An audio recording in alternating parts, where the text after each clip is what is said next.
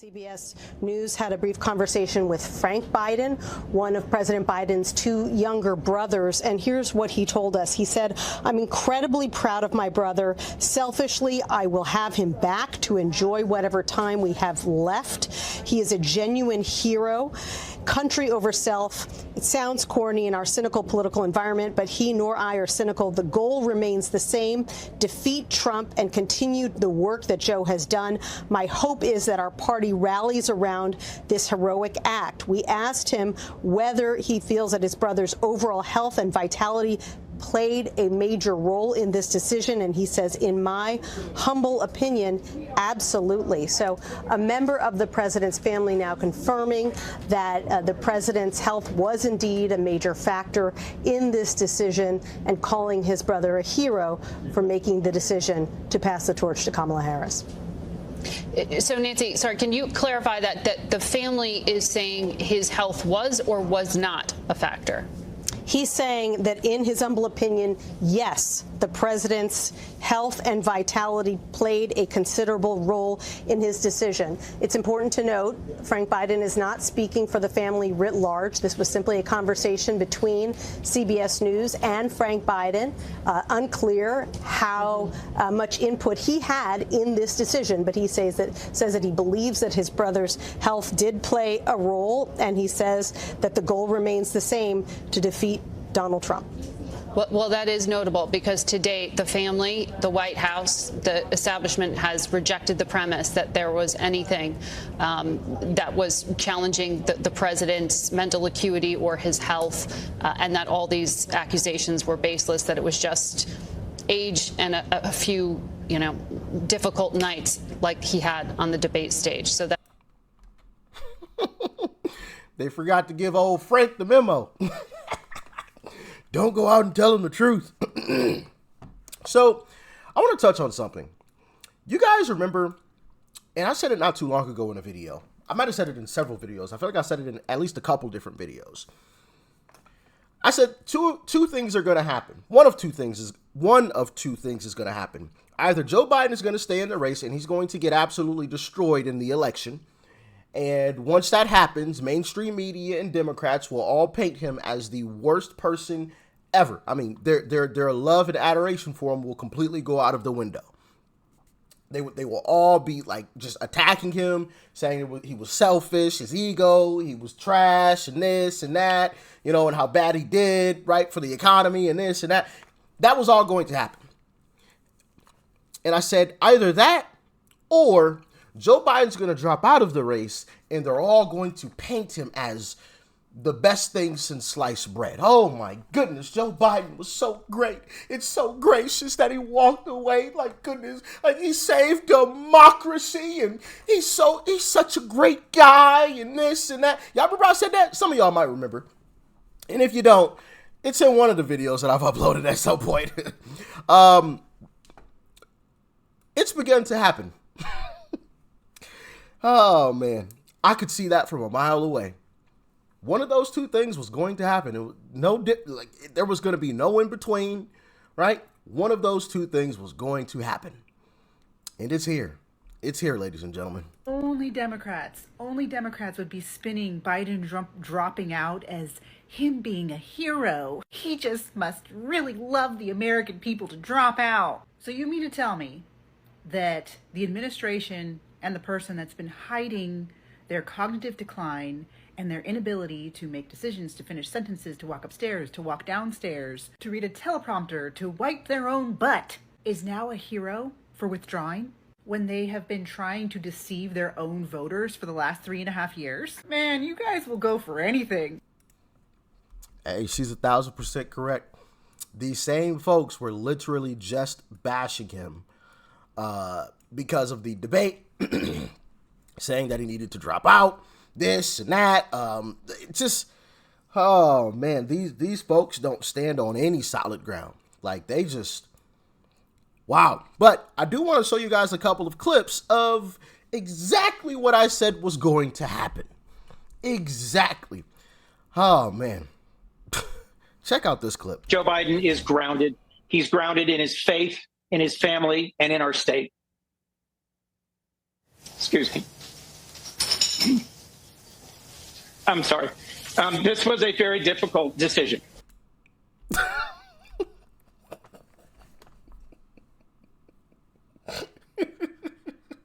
Why are you crying?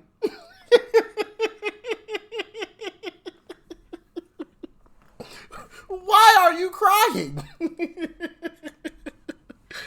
Goodness gracious. Oh, man. Well, Kleenex stock just went up. But, of course, like I said, he's not the only Democrat that went on TV. Oh, my goodness. Biden is such a great person. He's so great. Oh. You don't believe me? Well, check it out. Kind of like when your grandpa, you got to take the keys, and everybody, you got to take his keys, you got to take his keys, you got to, and he's fighting, and everybody's so frustrated, and then you finally get the keys back, and then you just cry, because this is somebody that you love, this is somebody that you care about, this is somebody who was there for you, this is somebody you wouldn't be here without him, and you had to take something from him. Now, this is not, look, this politics is politics, but this is a human moment for one of the great humans in America. This is a huge moment for him, for his family, for all of us who love him, for all of us who wanted him to get across the finish line. But if you're a young person watching this, this is leadership. This is patriotism. This is what it means to put the country first, and put the party first, and put the cause first. When your arm gets tired, you let somebody else finish pitching the game. That's what Joe Biden has done, and he's done that for all of us. And so I just want to say, I don't know who's going to be the VP, the non-VP. I don't know anything about politics. I just know that I love this man. I care about this man. It was painful every day to sit up here and talk about him like he's just some problem for the party. Wait till we get to the convention. You're going to see people crying, standing, screaming, cheering. He may not get a chance to talk for 10 minutes when we finally get a chance to put our arm around this guy. He did the right thing for this country. He did the right thing for this party. All of us are going to be in this situation someday, and I hope that we take a moment to honor this man and to love this man. I love Joe Biden. I appreciate what he's done, and a lot of people are heartbroken today. Even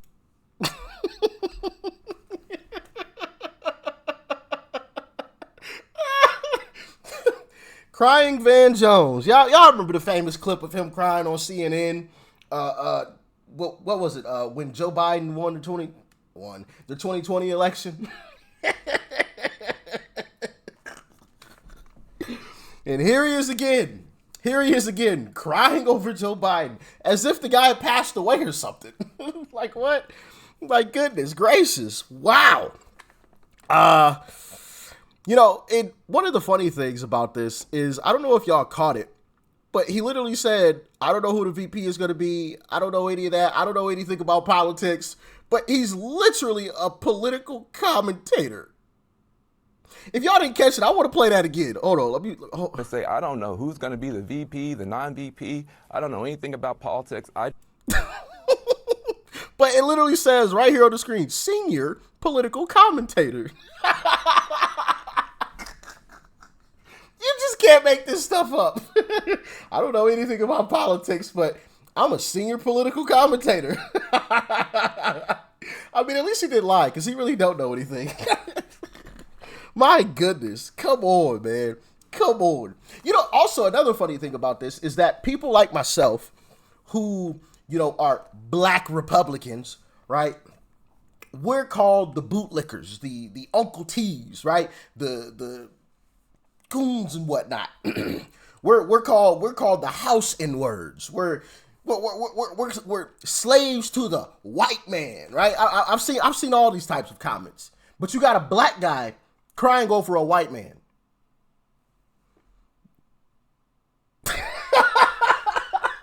Make it make sense.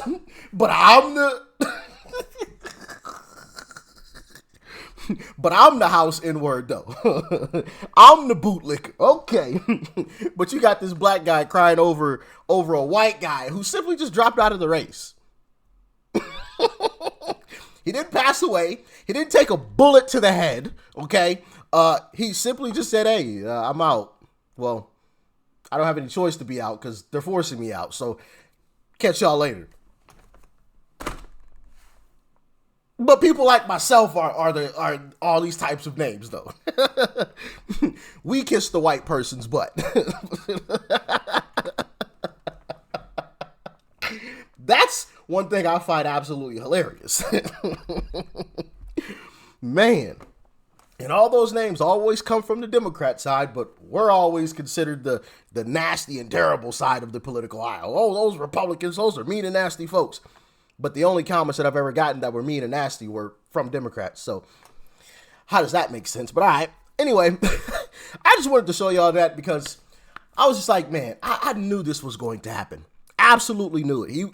Either he was going to drop out and they were going to praise him, or he was going to stay in and lose in a landslide, and they were going to absolutely obliterate him in the news. And other politicians were just going to come out and say how terrible he actually is. They were actually going to tell the truth about him for once. But hey, it is what it is. He's out of there, and now we're stuck with more than likely Kamala. So we'll see how that one goes. Actually.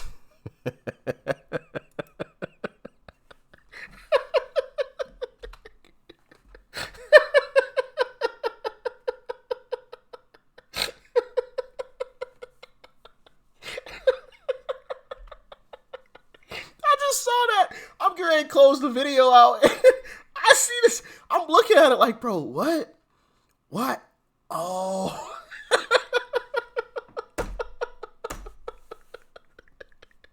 Bro, whoever made that, you're a genius. You're a genius. You're too good. You're too good. If you don't get it, obviously the hills form the two R's, right?